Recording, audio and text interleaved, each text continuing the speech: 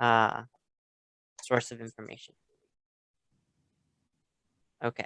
The title is.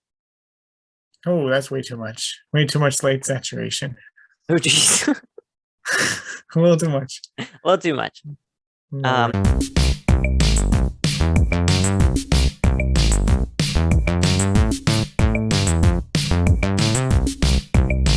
Hello and welcome to the Nerdy Way. This is a show where we know Billy is the one that destroyed Doctor Strange's hands. We are your hosts. I am Robert.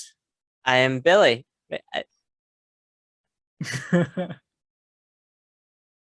I'm the one. I get the reference to the movie, but why am I the one who did it? Because Billy was Doctor Strange's assistant in the movie, Oh, that and was he his calls name. him, and he's the one who's like showing him Right. like the pictures on the phone, and that's how he got distracted, got over the edge. What I'm hearing is, without that happening, we wouldn't have the amazing superhero that is Doctor Strange. Have you watched the latest episode of What If yet?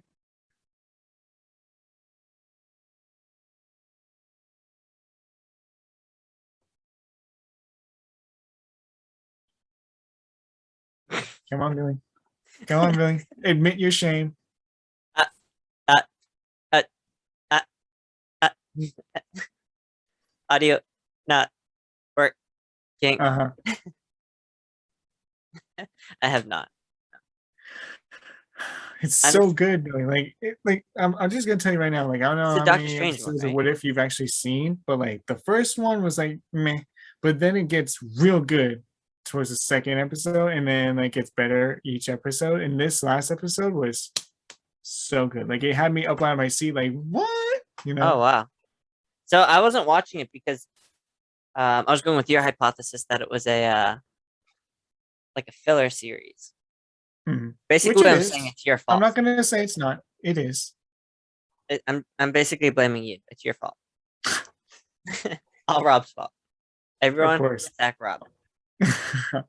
I'm just kidding. This is the Doctor Strange one, though, right? It's the Doctor Strange one, yeah. Yeah. So you're a little bit biased. No, like, it's actually a really good story. Is it? Okay, so I have to watch them. How long are they? They're like 30 minutes long. So I could watch those. I'll try to watch those Sunday. Because I want to watch Captain America, the first one, tonight. The Captain Carter one. No. I want to watch Captain America, the First Avenger, the movie. Oh, you're watching that again? Yeah. And then tomorrow I got a birthday party. And so Sunday. That's the But yeah, so I also have to tell you that like the What If series has been deemed canon by Kevin Feige. Okay, so I need to see this thing. Yeah. Interesting. Billy's happy. Okay, so we need to watch. I need to watch this, and then we need to do like a review on them. Okay, back to Shang-Chi. So we're here because we just watched last night at the opening nights, Shang-Chi and the Legend of the Ten Rings, the latest Marvel movie that just came out. Oh, yeah. And we're going to be giving a full spoiler review. Nothing's going to be held back for this one. Spoiler, gotta put the things up. Otherwise, and this is actually the first time that we saw each other in person in almost 2 years. Was it 2 years? Year and a half? Year and a half. Around a year and a half. Year and a half, yeah. First time we've seen a movie together also in theaters for the first time. We usually see it separately and then come together. This is the first time we actually saw each other react to certain things at the same time. Yeah, I was here and you were to the right of me. Basically how the setup is now. Yeah. Except in much more comfortable chairs that can recline. Yeah. Well, this one's, but I can't recline. Okay, I can recline a little bit, but I shouldn't because one, I would knock down everything behind me. Anywho, enough about the chairs. How do you want to go about this review? Do you want to do this chronologically? Do you just want to do like the main points of the movie? Like, what do you think? I would say just we should say if we like the movie and what we liked about it, and then I guess we can talk about important points throughout the movie. But I don't think that to go chronologically. Okay. So do you want to go first? Yeah. Since So I feel like you'll have like less to say, because like I usually have more to say about like how I view a movie versus how you do. Because I'm not saying like yours is a very like superficial it so is. area of expertise. It's just like, you just have very I'm less picky. straightforward reactions to certain things. I'm less picky. I do have some questions though, mostly pertaining to the post-credit scene. But Okay.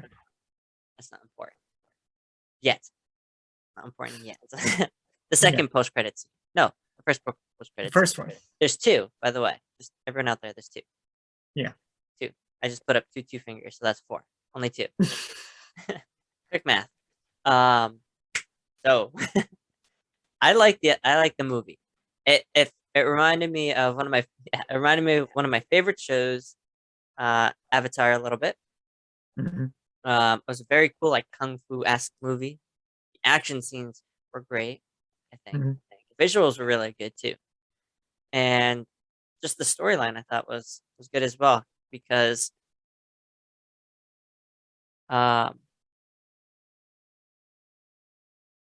it all made sense. Like nothing was like too outlandish in the sense of like the plot that was happening. Nothing was like, would that really happen? You know what I mean? Like it was well written. I think. Mm-hmm. I would rate it like a 9 out of 10. Okay, that's my superficial answer. What's your answer? I told you, superficial guys. He's very superficial about his review. Superficial. So I agree with all that you said. I did like the action. I did like the story. I think that this is one of the. It's not one of. It's how should I put this? It's the first time we've had a good origin story of a character in a while. I feel. It's actually also been a while since we've had an origin story for a character because the last time was Captain Marvel. I was just gonna say, it's been a while. Yeah. Yeah. And I do like this origin story. I agree. You were gonna say something? No. I was just pondering to myself. Sorry. Okay. So I like the origin story. I like the action. I thought that it was really well choreographed. I mean, obviously some of it is like CGI and stuff, but like a lot of the stuff that you could see that's like hand to hand, like with just one camera motioning around, very well choreographed. I think this has some of the best fight sequences, hand to hand combat sequences of any Marvel movie, I feel. Yeah, I agree. The story, I agree, was really well written, and like I went through like chronologically, and it's like, okay, you go here, you go here, you go here, you go here, and then you have this big thing at the end. So it didn't seem like we were just going to be like jettisoning to like different places. It was all going to be kind of like, a flow in a way of how it works. Exactly. Yeah, I think the characters were really good. We can discuss more about like the specifics of each of the characters in depth. But I thought all the characters worked really well. I thought it was really interesting dynamic for all the characters that were involved. And the post-credit scenes were really good, and we can definitely talk about those because those are going to be pretty important. Oh yeah, the cameos in this too. Yeah. So good. Okay, so why don't we start off with your questions, so that way we can kind of like go through that. So they're on the post-credit scenes that are at the end of the movie. Is that okay? Oh, okay. So it's solely on the post-credit scenes? At least the ones that I have that I'm thinking of right now. I mean, other ones might come up as we discuss it, but majority are post-credit scene. Actually, I have one that I can think of. I think I know the answer to it, but they don't really say it in the movie. So Shang-Chi gets, so it basically starts out with him looking at this piece of paper, and then he goes through his whole daily routine, and we find out that this piece of paper is sent by his sister, or he thinks it's sent by his sister, and then it turns out she didn't actually send it. but they never really Mhm. say who sent it. So who sent it? Do you think? It was someone within the Ten Rings organization to kind of bring the two children together, Mhm, so that way they can take them back to the compound. mhm. Okay, that's what I was thinking too. I never really say it, but that was the most logical conclusion, I think. Right. Okay. So I'm gonna get into like a little bit of detail about Okay. certain things about the movie that I thought was really interesting. Mhm. Um, the bus scene was one of the best parts of the movie, I feel, and I think that's been highlighted a lot in the trailers and the clips and everything. But like Oh yeah. the whole bus scene, just having that whole choreography of like the fight with Razor Fists and his men and everything, it's just like really well. And I know Billy, you also really love this scene for what reason again? I love the jacket. Uh, just the whole thing where he's fighting, the jacket gets pulled off, but still on his arms. He's fighting, and then like mid like oop, not as good. When he puts the jacket back on, he does like a punch in it, and it's you never see them put the jacket back on Mm, in flow with the fight. So it was chef's it kiss. Perfect. was just it was beautiful. Yeah, and that gets to the part where we kind of transition from Shang-Chi's old life to his new life, where he's trying to establish himself in the United States. But As then like his Sean. old life is trying to come back as Sean, yeah, as a white white kind of like, Americanized name for Mhm. Shang-Chi, which I think is really touched on a little bit in this movie as well. Yeah. Um, but I did find it funny that like, this is how he kind of like starts off his journey, is like almost getting killed in San Francisco, even though it's like it was weird because like they just wanted the pendant, but like they wanted to kill him. And like even in the movie, like the Mandarin said to his men, like, I told my men like they wouldn't be able to kill you, and I'm lucky that I was right. Mhm. So Yeah. Did he say did he say that he was lucky? Or he said he was glad that he was right? he's glad that he was right. I don't remember the exact wording, but Something along those lines. something along those lines. Yeah. Interesting dynamic between the family. Hmm. um One thing I do want to find particularly interesting about this movie is the difference between the Ten Rings and their fighting style and what's called Tao La, Mhm. which is this village in this other part of the earth, like this other dimension in the earth, I guess it is. Yeah. Um, they have a fighting style that's more like Avatar: The Last Airbender, where they have like like graceful motions, and they have like their and like they even show the distinction when like Shang-Chi is like trying to like fight, he has his fists closed and his aunt like tells him to like open up his hands so it kind of like flows in the air, Mhm. that kind of thing. Yeah, I would say like Shang-Chi's original fighting style is like firebending, earthbending, and the other Mhm. one is more like airbending, waterbending, Right. right? Like more flowy And, and use and the I did like the fight between the Mandarin and his soon to be wife. Like the fight between them, like he was like very hardcore and she was like very graceful, and it looked like a dance. Like if you didn't see that they were trying to fight each other, you'd be like, wow, this is a really beautiful dance that they're doing, mhm. you know? It reminds me of in one episode of Avatar in season 3, um, when they're in the Fire Nation, like when Mhm, everyone think when Aang has hair at that point, and mhm. they're in a cave and they host this like party to dance and everything. That way Yeah. Aang can connect with the Fire Nation students in the school that he's Mhm, in. And they throw a party and then Katara and Aang dance together. But Aang just tells Katara to do water bending form. And they use the mhm. water bending form as dance moves. And it reminded me of that a little bit. Yeah. It's kind of like the different fighting styles kind of show like also like the different cultures that they're trying to enact.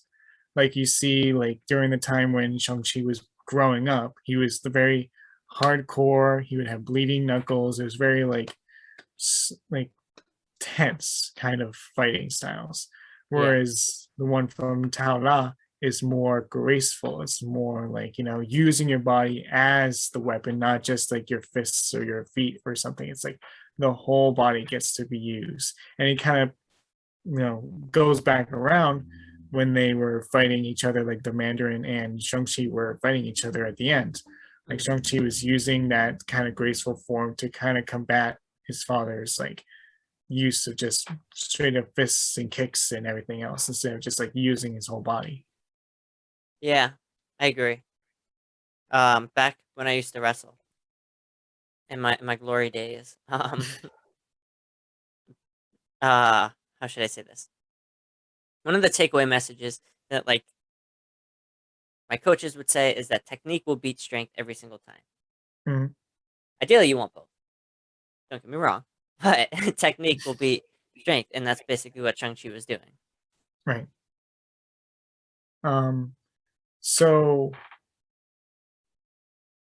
we get to see that like Shang-Chi has to go to Macau to go find his sister since she's probably gonna be in trouble because they're needing the pendants. They're Mhm, trying to find her. So he goes to Macau and we get to see the underground like facility that apparently his sister like created and is running. mhm. And who do we see fighting first? It's Wong versus Abomination, which of course we've seen in the trailers and everything, but it's like we Is it got to really see him more though? of the Abomination. Yeah. I believe so. I believe that's been confirmed. Oh, is it confirmed? Yeah, I think so. Because like the fin ears threw me. Yeah, but it turns out that the Abomination has veneers. Hmm. Been a while since I saw that Hulk movie. So.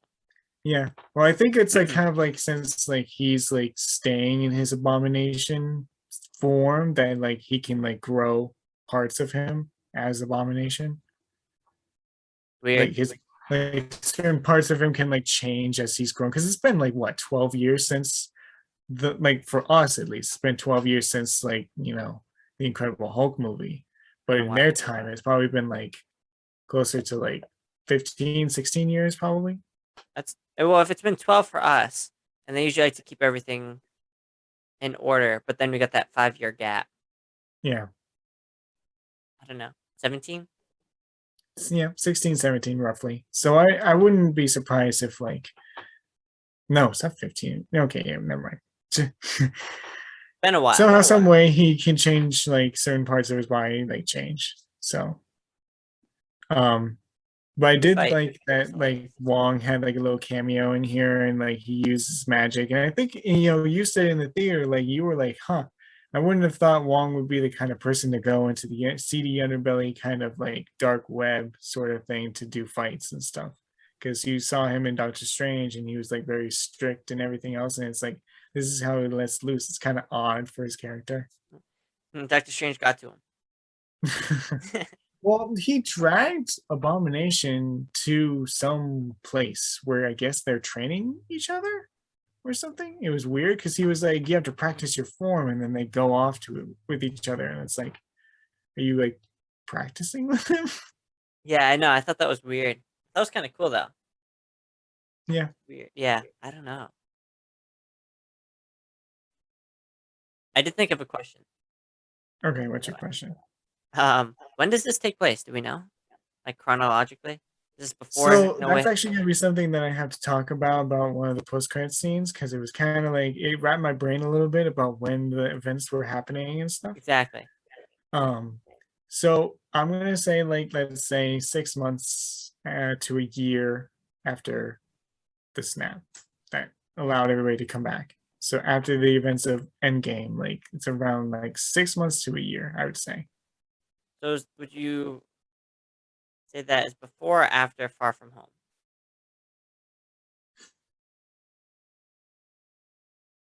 I feel like it's after because you don't see much of anything in terms of like Iron Man shrines or anything like that. You do not. So, but I'll get more into like the timeline kind of thing because like the timeline kind of made like weird something weird happened in one of the scenes that I had to talk about. So we'll get to that part. Okay. You want to just talk about that now, or do you want to talk about something else first? We'll talk about other things first. Okay. So after they're in Macau, they get captured, not really captured, but they're taken by their father, Mhm, who explains like, who the Ten Rings is to Katie, who is Shang-Chi's friend from America. mhm, And he's explaining like he's been called many names, and then he talks about how like the reference to Iron Man 3 where they were using a fictional version of the Ten Rings and a whitewashed version of the Mandarin to impose fear on the people. mhm. And of course, I don't know why he didn't like stick with that. I feel like he may. I want to call him the Mandarin myself because I just feel like that makes the most sense to me. Okay. But obviously, like there's other names associated with him, so like Yeah. That's okay. We'll go with that one. because he also made fun of the fact that like they were using the Ten Rings to make a puppet that was basically being called a chicken dish. Yeah. Basically, right? Yeah.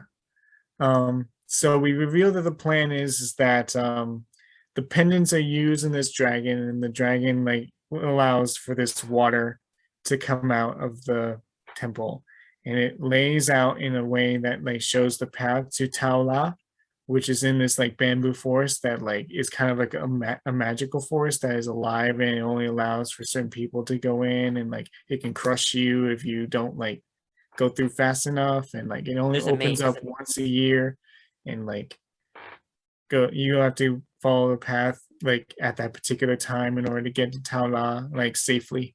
Mhm, So he found the way to do that, and now he's gonna try and go after his wife, who is Shang-Chi's mom, who is basically he thinks basically is still alive and is being held by the village mhm, to keep her away from him. mhm. So he wants to like rescue her. Um, but then they escape and then they go to Taula first, but not without the help of a character that we've seen already, Dun dun which dun. it's Ben Kingsley, right? Yeah, that's the name of the guy. Ben Yeah. Kingsley's the Mandarin from Iron Man 3. He was, and we see that the origin story is that, like, after the events of Iron Man 3, he is taken to federal prison where he's then broken out by the actual Mandarin. And he was going to be killed, but then he has his provocative like acting skills, and he's able to do Macbeth and everything. And they're like, oh, it's so good. So they let him live being locked up in like the compound with what honestly like I want the creature that he had as a pet because it's so cute. Like it has wings and it looks like a furry big dog without a head. It's He's sensitive about it. Don't bring it up.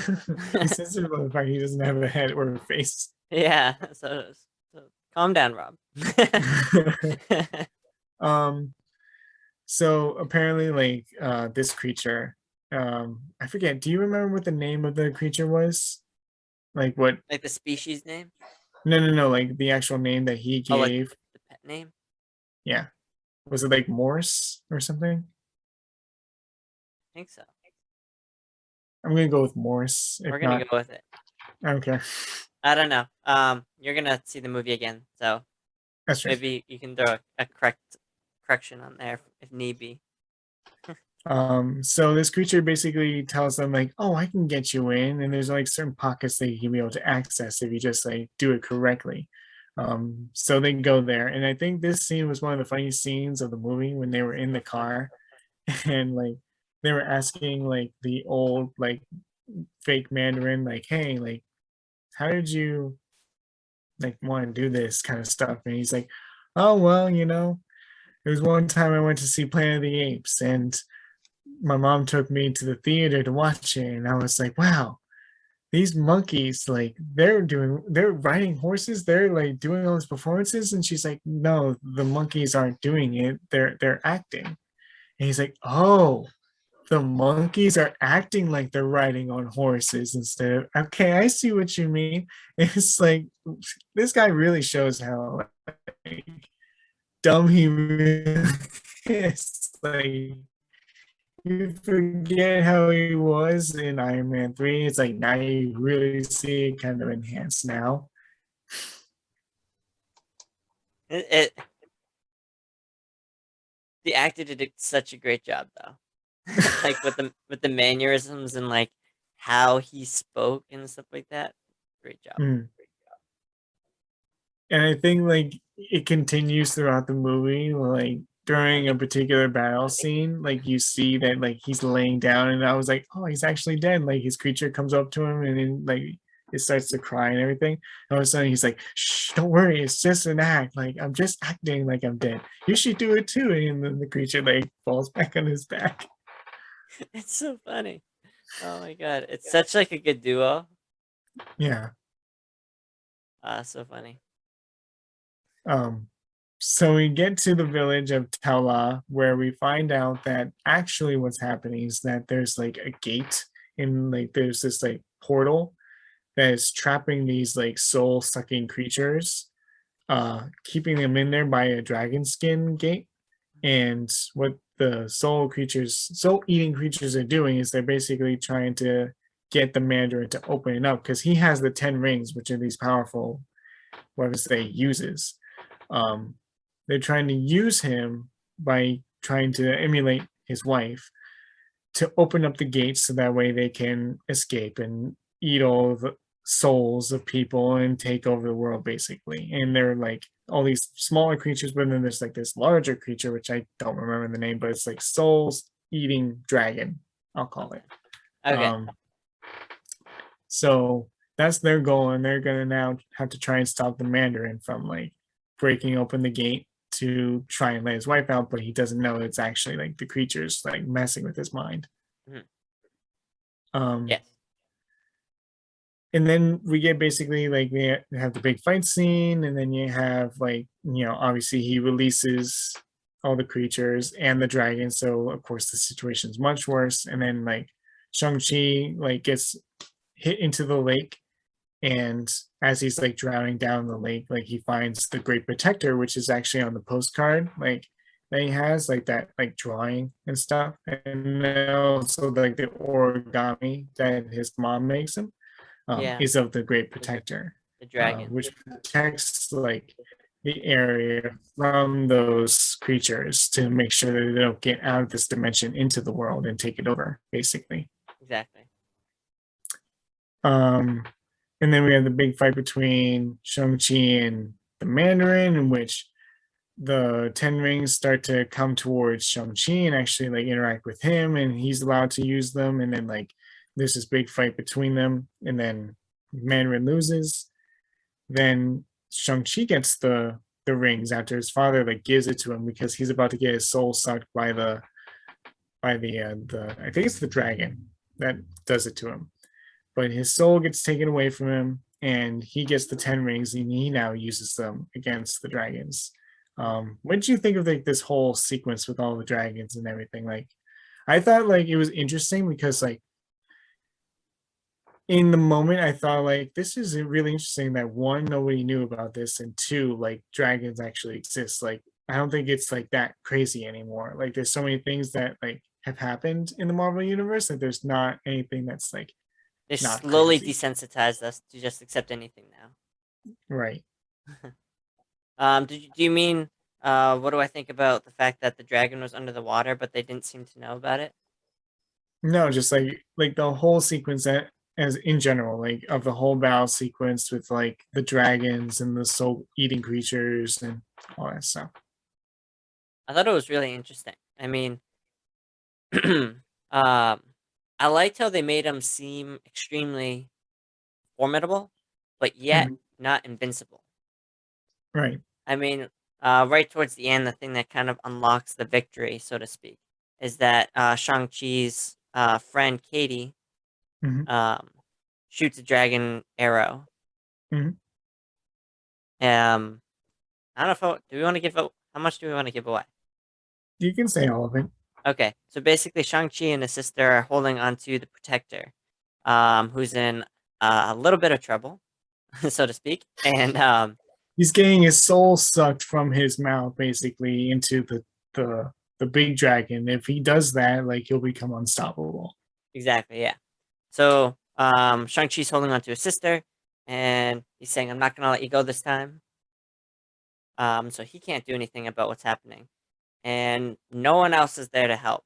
So Katie has been learning how to shoot a bow and arrow, so she takes it, pulls it back, fires, and ends up hitting the bad dragon, Hmm. um, and hurting the bad dragon, and that allows the great protector dragon, the good dragon, to escape, and then Shang-Chi and the protector dragon go after, and they team Hmm. up, and they win, for lack of a better way, without going into too much of the detail. Um, but so they win, and I like it was interesting how it came down to her arrow, basically. Hmm. What do you think about that? Because I feel like some people would say that's kind of cliche or something like that. I was about to say it's kind of cliche that like this character, which is like I like being in my job. I like staying in my valet parking job. It's fine, staying in like this, place in life, and then like realizing there's more potential for them, and eventually like succeeding in knowing that potential by actually doing an amazing deed that like saves the day. Basically, it's cliche. I will admit that. Like I thought that on the way home, I was like, that's kind of cliche that she went from here up to here, and now she has all this potential and stuff. Especially towards the end of the movie. Mm, So, but it's it's still a good story arc, and I think it works for Katie's uh character. I agree. I liked the thing that the older lady, I don't think we ever learned her name, um said to her when she said, what was it? You can't hit a target you don't aim at. Mhm. I thought that was a good piece of advice. Yeah. And I think it's kind of like metaphorical of like, you want to set goals for yourself for your life. So it's like you want to aim at those targets. And if you don't aim for them, then like you're not gonna achieve them, basically. Exactly, yeah. Like a little takeaway from this movie. Yeah. Yeah. Um, Also, I think an important thing that Shang Chi learns is to accept all parts of himself. mhm. Um, which I also think is a good takeaway from the movie. So he utilizes not only the fighting styles of his father and uses the Ten Rings as weapons, but Mhm. he also has like the dragon skin of his mother's village and uses the techniques of his mother's village of Taola Yeah, in fighting as he's like well. the Avatar, combining all of the fighting styles. Yeah, combining all the elements of nature into one, basically. Exactly. Um, so yeah, I think that's like the basic stuff of the movie without like getting towards the post credit scene. Did I miss anything that was like totally crucial that should be I talked don't, about? not crucial, but I do want to say something because I thought they were gonna make a joke, and when they didn't, I was actually really surprised. Mhm. Disney owns Pokemon now. Disney could They make do. Pokemon jokes if they wanted to. And when Shang-Chi and his sister, just when the whole group gets to what was it, Lao Ta or Tao La? Taola. He said it backwards. um, so when they get there and they're looking at all these fantastical like animals, one of them looks like an evolved Eevee, like the snow Eevee form. Looks like Yeah. an evolved. I thought like they were gonna make a joke like this is where Pokemon come from, something like that. I thought they were gonna make a joke, but then they didn't. I was kind of disappointed. Well, I don't think that Pokemon is owned by Disney though. Well, it's on the Disney Channel. Or at least it That was for a doesn't little mean bit. it's owned by Disney. It's No, just that like they have like shared rights. It's kind of like how Sony owns Spider-Man, but like Marvel Studios can do Spider-Man films. either way. I thought it would have been funny. They should have done it. They should have done a reference, but Should is a strong word. I think I would have laughed. Anyway, I don't think that. So for important parts in the movie, no, not that I can think of. so then let's just get right into these post-credit scenes. Okay, So I'm going to describe the post-credit scenes before you ask questions Okay. and before we do an in-depth discussion, so that way, like, we're clear about what we saw. Okay. So towards the end of the film, Katie and Shang-Chi are talking with their friends from earlier in the film when they were having like a dinner date together. Mhm. And they were talking about, all the adventures that they had, being in Tala, fighting dragons, and they were like, "What? That makes no sense. That's not real," and stuff. And they Yeah. were not believing them. And then all of a sudden, like one of the portals that you get from like one of the masters of the mystic arts like shows up, and Wong's there, and he's like, "Shang-Chi," and Shang-Chi's like, "Present." Here, present. And he's like, "I need you and your friend Katie to come with me. We have something to discuss." So, and I thought that that was going to be the end of it. To be honest, I thought that was going to like lead into something else. So they walk through the portal, and that's how the movie ends. And I was like, "Oh, that's going to be interesting to see what happens in the future." But the future was actually like 3 minutes later, where Yeah, they not did a even. mid-credit scene. Mhm. So the scene involves like what just happened after that, where Wong is basically looking at the 10 rings, and he's like, "I've never," and I actually had speculated to you during when the credits were rolling that like, "Oh, this must be something from like, one of the mystic relics that they had and stuff." I thought that was that. Yeah. But it turns out it wasn't. And Wong was like, "This is not in our codex. We've never seen anything like this." And then they have like a basically like a conference call with like Bruce Banner and Yeah. Captain Marvel. And Mhm. Bruce is like, "Wow, this is like thermally like, off the charts, and like so much, energy coming from this." And then like he asked, like, "This is not vibranium. Is this like Chitari?" And Captain Marvel was like, "No, I've never seen anything like this before." And Yeah. it turns out like when they were like evaluating it, like Wong discovered that like there's this signal that's coming from the rings going out into somewhere in space. And it's like, "Where's it going?" It's like, "Well, we don't know where it's going to." Yeah. And they're like, "Okay, well, just keep us posted about it." And then Wong's like, "Well, basically, like, welcome to this world of being a hero, being an Avenger, being one of these One of us. great heroes." Um, so I think this is probably like the one that has the most questions from you, I Mhm. feel. Yeah, I don't think I have any questions about the last one. Yeah. So I got a few things. Okay. One, so Bruce Banner is Bruce Banner. He's not the Hulk. He is human I form thought Bruce the Banner. same thing. That's why I was like, does the timeline make sense? Because like he was Hulk in Avengers Endgame. Yeah. And obviously, like, that's where it's kind of weird because it's like he's still in his sling Yes. from Endgame. Hmm. So it's like, okay, how long do you have to have a sling before you're fine, you know? Well, so that's what I was thinking. I was thinking there's two possibilities. One, well, there's a couple possibilities. One, he went back to human form because he doesn't feel like he needs to be the Hulk form anymore. Right? Mm, So that's one thing. The second one I was thinking, maybe the Hulk form can't heal his arm, so he went back to human form to heal his arm, and then he's gonna go back to Hulk form after, or something like that. Because maybe like because like how the Hulk is kind of like impervious to everything. Maybe mm, they couldn't fix it because of that, so he had to go back to human. Um, and because it took a process to get back to human, it's still in the sling. Or mm, maybe it won't get better, and he's forever gonna be in a sling. Because that could also maybe. be in it too. Like my question is, didn't he create himself as part Hulk, part Banner to make sure he had both sides of the same coin together at the same time? Yeah. So I was like, why would he go back? And it makes sense kind of because like, he finished the job from the Infinity Saga and he didn't need to be the Hulk anymore necessarily. But it's like it's kind of weird that he just decided, "Nope, I'm not gonna be half and half anymore. I'm gonna be one or the other." It's like, It's too hard to why? find. Yeah, it's too hard to find form-fitting clothes out of it. I don't know. I Because it think that should probably be was more cumbersome to explored. be that big. It should be more explored towards like the She-Hulk series that's going to come out. We should get a better answer for why he decided to not be the Hulk, and maybe there's going to be a new Hulk that's going to come in from his cousin who's going to be She-Hulk.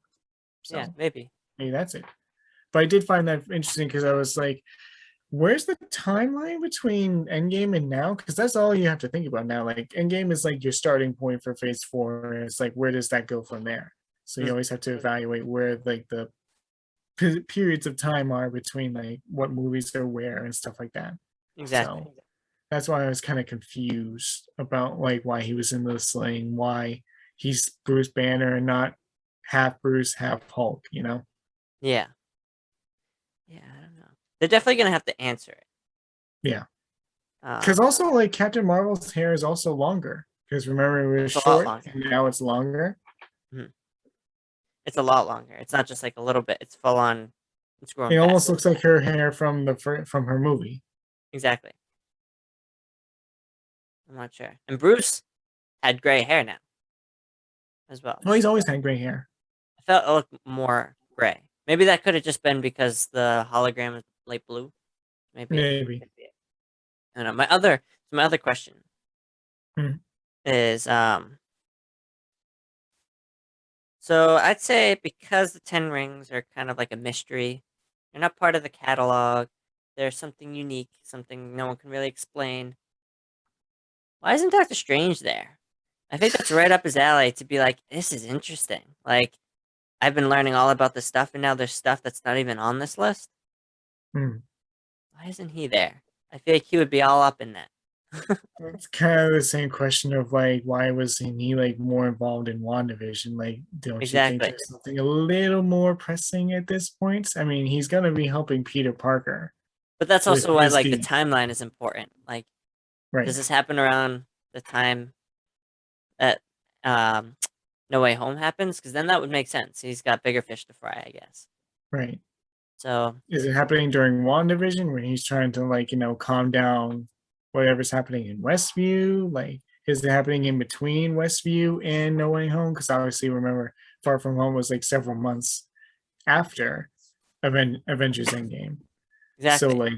like, what's that middle part that he's doing? Like, is he learning stuff? Is he like going trying to figure stuff out? Like, also Loki. Like, Loki's kind of weird because like the multiverse happens throughout time, so it happens in the past, in the present, and the future. So it's like maybe he's like seeing all this, and it's like, well, now I have to like try and figure this out too. But it's kind of I don't know. I think that like Doctor Strange needs to has a press conference and go like, "This is why I'm not here. This is why I wasn't doing this. Any questions? Yeah, why weren't you here again? Oh, I can't really tell." Like that kind of thing. Yeah. It's a tough one because there's, yeah, I don't know. It's something. My question is, where is the signal going to? I was like thinking, should I ask this question or I don't know? Because I don't know, right? I have no idea. I was thinking about it last night, and they don't really give any hints to it. Like, Mm, there's no, I can't think of anything that they're trying to allude to other than what it's this whole series is going to be building to. This whole second half, mm. or not second half. What are they calling this saga? I have no idea. Okay, whatever this saga is building to, I feel like this is a crucial part in it, Mhm. and so we don't really know, I guess. So what was interesting was that the the mystic arts, those people like Wong and everybody else, weren't alerted to the Ten Rings until Shang-Chi got them in his possession. Even though this has been on Earth for over 1,000 years with the Mandarin, Mhm. it never got the attention of anybody in Kamartage or in the mystic arts at all until just now when Shang-Chi is wearing them. So I found that very interesting. It's like you had to have the right person to send the message out and have everybody get like, have their ears perked up, My theory is that whoever the message is going to is only interested in the color orange.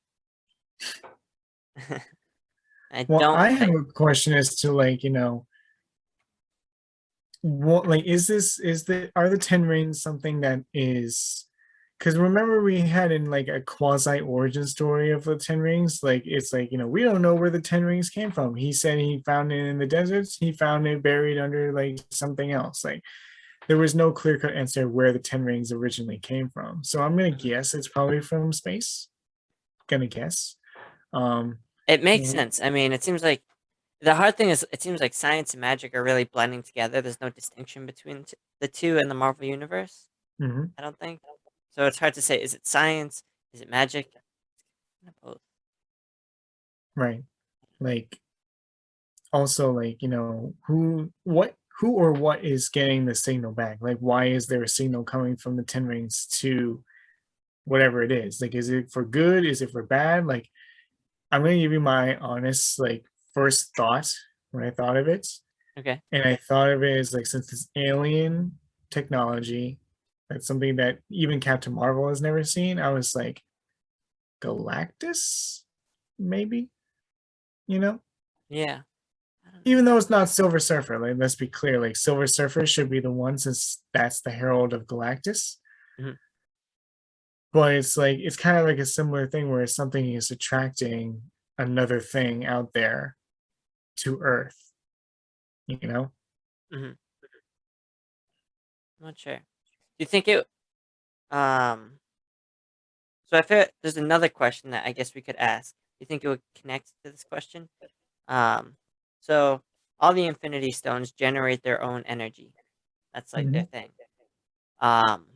Do you think the Ten Rings generate their own powers, or do you think whatever the Ten Rings are communicating to are giving it the energy or the ability somehow? Do you think Hmm. the Ten Rings contain are self-contained? I should say. Well, like the Infinity Stones are like a representation of an aspect of existence, right? Yeah. So like all those aspects of existence exist. And as long as those things exist, I think like the Infinity Stones should always exist as well. Mhm. The Ten Rings is kind of like a mystery because like I think they were like forged from something, Kind of like and they Thor's hammer. yeah, and it gained this magical ability, and it had to have like basically someone who was worthy enough to have it. And it's like whoever holds these rings, he shall be worthy, and we will send the message out that we found the right person for the Mhm. Ten Rings. I'm not sure. It's a tough one. It is a tough one, but it's very interesting because it leads into what the future of like not necessarily Doctor Strange or the multiverse or whatever, but like something that's going to happen like out in space. Like there's a lot of things that's happening out in space right now Mhm. that I think are going to be crucial for the next phase of whatever's going to be happening. Yeah, Um, because it um, connects to Doctor Strange now, and it connects to Captain Marvel. right. Very big aspects. They cover a Like lot of ground there. almost all the films in this phase, excluding Black Widow, which obviously was like something that was a prequel Mhm. from the saga that we're in now, Yeah, and uh Falcon and Winter Soldier, like put those two aside. Everything else relates to like mysticism, magic, or space in some sort of way, which should be the direction that they're going into for Marvel, I feel. makes sense. Yeah. Um. And basically, I Yeah. think every movie after that is going to involve like something in space or time or some higher concept. So it has to build from the Infinity Saga. Not necessarily built from it, but like kind of like superimpose that. So the first episode of Loki described that like the Infinity Stones were considered paperweights, Uh-huh. and they were kind of like represented as being less than the powerful things that they were. And I Yeah. feel like that was like Marvel's way of saying we're done with the Infinity Stones. We're gonna put that away. And we're gonna move to something even greater than that. Exactly. So I feel like it's not like an extension of the Infinity Saga. It's more like we're gonna do something even bigger than the Infinity Saga. Hmm. Yeah, I agree. What I meant by building, I meant like Infinity Saga set like the stage here for how important the events were. Mhm. Like these have to be, they have to build on it, and since that being more important, more crucial. Not necessarily Mhm. that the storyline has to build off of it. It just has to Mhm. be uh the the uh the scope has to be larger. Mhm. At the end of the mid-credit scene, I almost forgot. Instead of like going over and doing their superhero thing, they decided to go to a karaoke bar and like Wong and Shang-Chi and Katie are all singing. I think it's Hotel California. They were singing at the karaoke bar. I think so too. So it was so funny. Yeah, again, out of character for Wong, a lot. Like I think, like when you saw the Spider-Man No Way Home trailer, you saw him being more like the Wong that we know. Mhm. But in this movie, he kind of acted differently than what he was. We've never seen him on vacation. Clearly not. No, uh, it's always the quiet ones, right?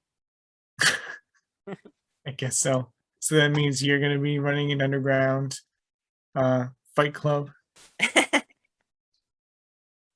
I couldn't talk about it even if I did.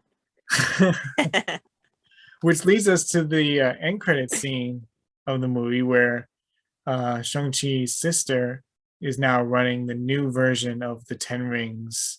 And she has it basically almost like what her dad was. I don't know if she's going to be the same as her dad, as the Mandarin was, or if she's going to be a little bit easier on people. But I feel like her hardened ways of dealing with her father kind of like embedded into her this mentality. And now it's going to like transfer over to the next generation almost. I think should definitely be more inclusive, um,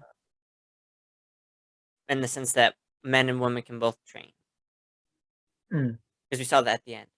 right. Also, my friend Cam, who is sitting next to us, because some of the fighters have face masks on. Mhm. You can cut this part out, but Cam was like, "I can see they have a mask mandate there." I was I like, saw like when they were in the Fight Club, there was one woman. It was like a background actor, and she had like a mask on, but it literally wasn't like like one of the ones that people would be wearing. yeah. Mhm. What do you think about like when they said the Ten Rings will return? Like, when do you think they're gonna return? It's a good question. Um,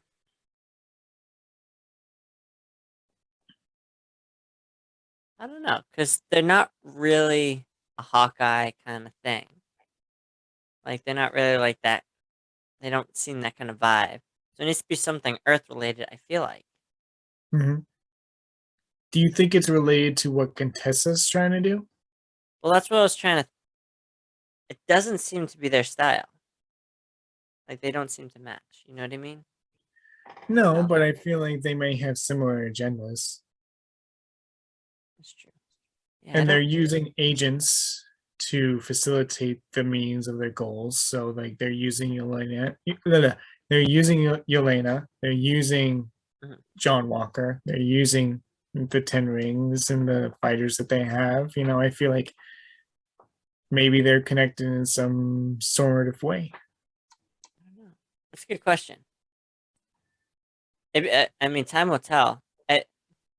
I think it would make an interesting storyline if they did, because Mhm. there's definitely going to be like one of them is going to be thinking that they're tricking the other. I feel like they're not going to be like best buddies. I think one of them's going to be like, okay, we're working together, but both of them are think that they can betray the other one at any moment, kind of thing. Mhm. You know what I mean? They both feel like they're playing each other. Right. I don't know. What do you think? It's, it's an interesting thing to think about, A lot because of it's not questions. like we're not like anticipating for it's like yay the Ten Rings are going to return. It's like how are they going to return? Like there's no movie or TV show that I can think of off the top of my head that they're like slated towards, Yeah, me either. except maybe like Hawkeye or Moon Knight or something to that effect. 'Cause they don't even have like a Shang-Chi 2. No, I mean the movie just came out, so I wouldn't expect that there's going to be a sequel yet. No. um, I don't know. Because you're right, it doesn't really seem geared towards towards much. Mhm. I don't know. It's a good thing to wait and see and find out.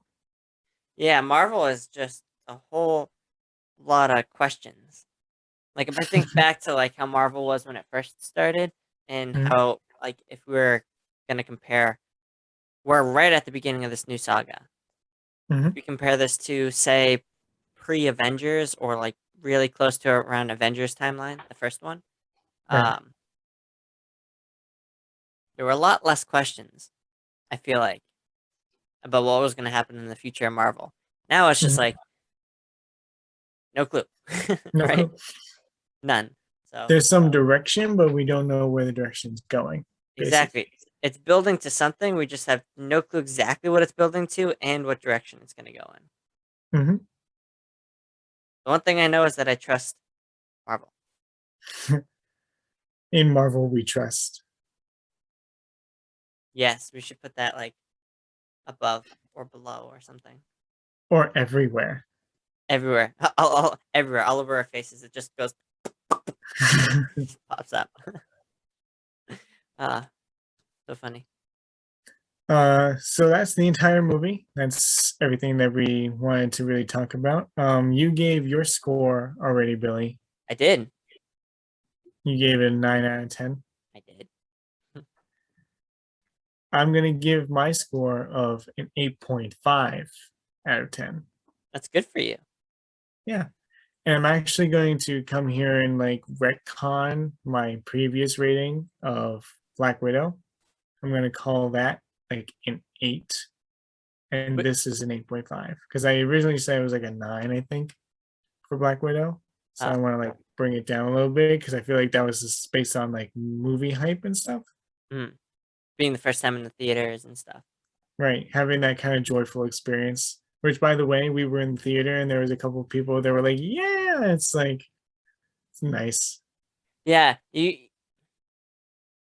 don't get that from just watching it at your house, do you? No. I got one last thing to say. I just have to find something real quick before I say it. Okay. Well, okay, one of the other things. I just go into a different one. As if it was planned, we can cut this part out. So one of my friends' girlfriends was there with us last night, and Mhm. so her name's Haley, and she was saying something about Black Widow and Black Widow's sister saying like the poser thing, how Black Widow's such a poser, and the Yeah. poser is in like the literal sense of like fight posing, not Mhm. like a faker. And she was saying how it's kind of funny because every time Shang-Chi would go like "wah," she would think, "Ah, such a poser." I thought that was hilarious. I thought that was a great Well, I thought the observation. same thing when like he was fighting the guy in like the high-rise building where the helicopter was. Like when he did like the pose, like he was in like his stance. I was like, poser, poser. It's such a good, so funny. Yeah, You I just had to can't say that. unsee it. I didn't notice it at first. I was too like into the movie, but now that you say it, I can't not see it. It was so Right. good. Yeah, such a good observation. So I had to give credit where credit was due on that one. Mhm. Okay, that's it for me. Stole someone else's joke. um, yeah, I think that's it for the entire movie. Woo! It was a good movie. I liked it. I really liked it. Yeah, I liked it. I'm gonna go see it again. So I'm gonna get more information so that way I kind of can evaluate it. Now that I can like, know what happens. It's like, okay, I can go back, kind of like see the progression of events. Analyze it a little bit further. Yeah, exactly. Anyone who made it this far, because you made it this far, either you know me or Rob, or I don't really know why you made it this far anyway. But what are if you had to rate our podcast in general on a scale of 1 to 10? No, wait, you're backwards. So on 1 to 10, because this is the way it increases. So if you had to rate us on a scale of 1 to 10 on how good the podcast is, what would you give us? And if you didn't give us a 10, what could be one thing that we could do to bump it a little bit closer to a 10? Anything. It could be Billy's face is annoying, so put a bag over it or something like Or that. just take the video off and just have me be talking and you'll just be there. Exactly. I have a I have a face for radio and a voice for miming. But yeah, so if you have anything, whether you don't like my background or the format, I don't know. Anything that you think that could make this just a little bit better, Mm. would be very appreciative. Okay. Well, thank you so much for watching. I hope you enjoyed the movie as much as we did. I can't wait for the next review, which will be the Eternals movie. That's the next movie review we're gonna do. We're gonna do the Hawkeye series when that comes out in October or November, around that time. Oh yeah. So I can't wait for those. Please hit the subscription button down below. Hit the like button as well because it's right next to there. In Instagram down there, as Billy had talked about, go and subscribe to our Instagram right down there. Oh yeah. And until next time, stay nerdy. Stay nerdy.